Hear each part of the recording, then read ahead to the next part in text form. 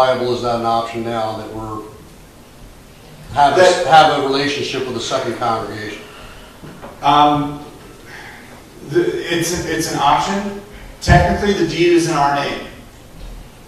You know, I actually did have that as an option, but I took that out because I don't know if we have the time to do it. I really don't know if we have the time. But that was an option that was on the table. But we have people talking, you know, from a finance standpoint, we could be out of money by the end of the year. Well, I mean, I don't know what the property's worth for. Yeah, I don't either. You know, let's just make it simple. Let's say it's worth $500,000 and it's paid off, right? So if we sold it for $500,000 in a quick sale and gave $250,000 to the other congregation, that's $250,000 we have to survive renting space in the back of McDonald's to have our church. It's a viable option. It's not a practical option. It's not one everybody's going to be happy with, but it's an option. No, I agree with you. I mean, I'm looking at worst case scenario because that's the way my mind works. Sorry, but that's the way my mind works. No, I agree with you, and you know, I'd rather be prepared for the worst and have the best happen than the other way around. Absolutely. It's not all rainbows and unicorns anymore. No, it's not. It's not. And I've been trying to get other people to express that, and it hasn't happened. And so I'm standing here before you today saying, guess what, folks? It's a rainy day and we're in trouble. I'm looking at it as the four horsemen of the apocalypse are standing outside and we're still in church. Yep. Other questions? Along the lines, not as extreme, the end parcel that we took on as a separate parcel, can that be separated back out to decide a little bit just the land? I don't know. I don't know. And again, there's the legal aspect to it. To do such a thing and the cost to go with it. Yeah, all of these have expenses that go with it, and we don't have a lot of disposable cash. The cost of subdividing it, cost of getting an appraisal, cost of hiring somebody to do it.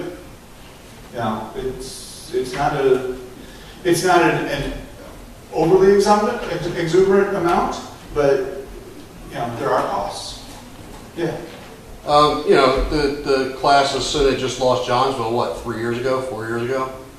And now we're the most southern church in the classes in Synod. Yep. So what help, what support can we get from them? What is available from them to help us to figure out what we can do? And I'm sure that somewhere in the class in the Synod there are lawyers. I'm sure that there are people that, there are people that they have sitting around thinking this crap up. I'm sure we can tap into them and say, hey.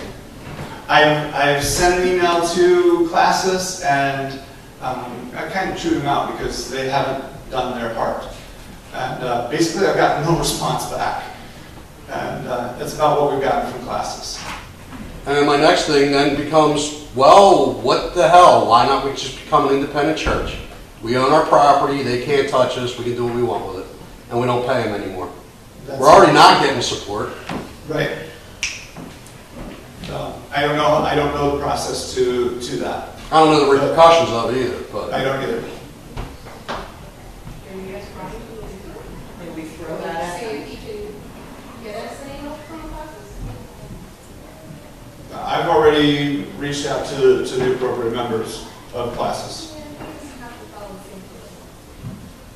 Oh, believe me, I kind of follow Brian's protocol. oh, trust me, I got gas in one hand and a flare in the other. You don't want me being the one. That's kind of what I did to them. I do need to wrap it up. They are out there waiting for us to get out. So I do want to close us in prayer. If you have other questions you want to ask, I'd be glad to take them out there. But my gang is getting really nervous. So let us close in a word of prayer.